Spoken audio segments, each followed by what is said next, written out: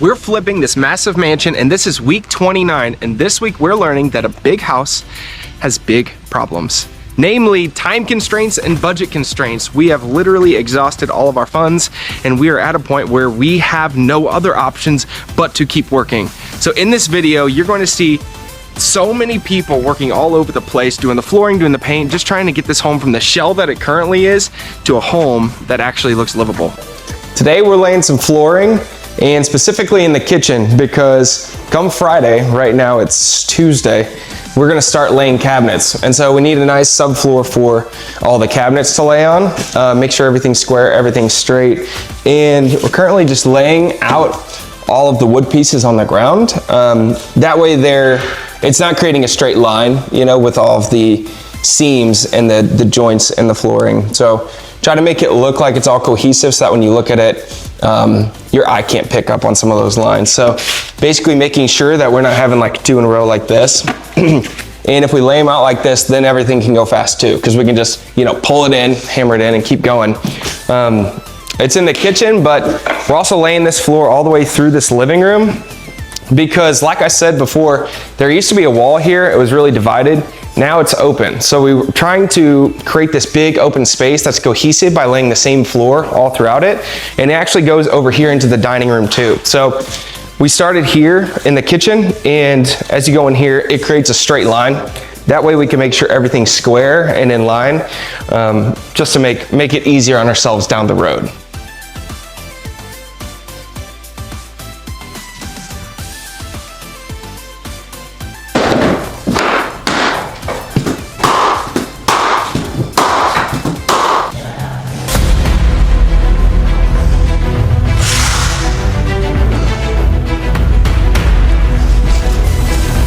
As you guys saw before, this entryway was a pain in the butt to tear out because there was all sorts of mesh and it was just thick. So guys had to jackhammer this thing out, which was sweet, but just time consuming, but super worth it to see this tile go in. Day one, we walked into this house and we were like, we have to put white and black checkerboard tile, and that has not stopped. I mean, it's elegant. Like, this house is beautiful and it's one of a kind. So to have this black and white, just kind of timeless in it. And the foyer's huge, so when you walk in, it kind of makes a statement. You got this huge, you know, banister right here, and then it continues into that powder bath too. So again, we're just trying to take this huge house that has so many different components and make it cohesive, make it make sense. Try to condense the number of elements we have, but still keep them really nice and elevated and elegant. So with each tile, yes, we have to lay, like the big ones are easy because you obviously don't have to make any cuts. But when you gotta make cuts, you have to be precise, otherwise we're gonna buy some more tile. Another thing is we have to make sure they're all level, you know, because you're playing with mud, and so if you're pushing down, it can get unlevel really quick. So we just got these spacers to where it goes under two different tiles, and then whenever you put the tiles on it, you can cinch this down to create essentially a level, and then it'll hold it in place so that whenever it dries, everything's nice and flat. Because if you walk on it and you're starting to feel, you know, it wave and everything, homeowners are gonna see that too whenever they're going through.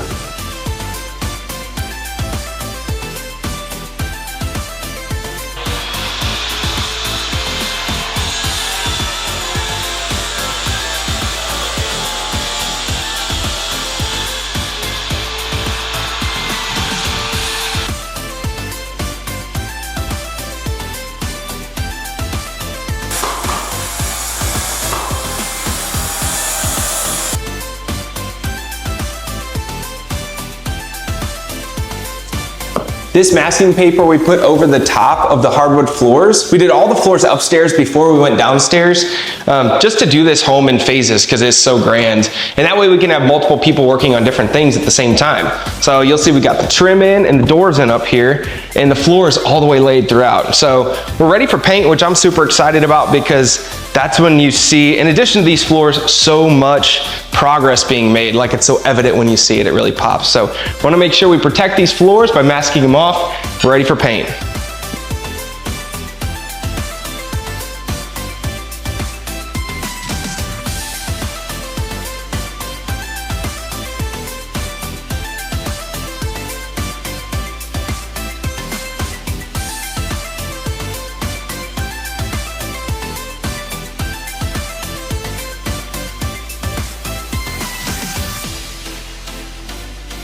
We just got this vanity installed, and since we're putting vanities in, that's when you know it's getting real. Because it's painted, it's tiled, we got everything roughed in. Vanities, that's like one of the last things, so that's really exciting. And this vanity is a custom vanity, and it's like a high-end kind of like elegant, like it just goes with the rest of the house. You got like these fun, you know, decorative pieces right here. It just goes with the elegance and the grandeur that the house exudes overall. So didn't want it to be basic, even though this is just like a spare bedroom, but still want all the design elements to be cohesive and really high quality. But anyways, if you guys like that, feel free to like, subscribe, leave a comment. We'll see you on the next one. Peace.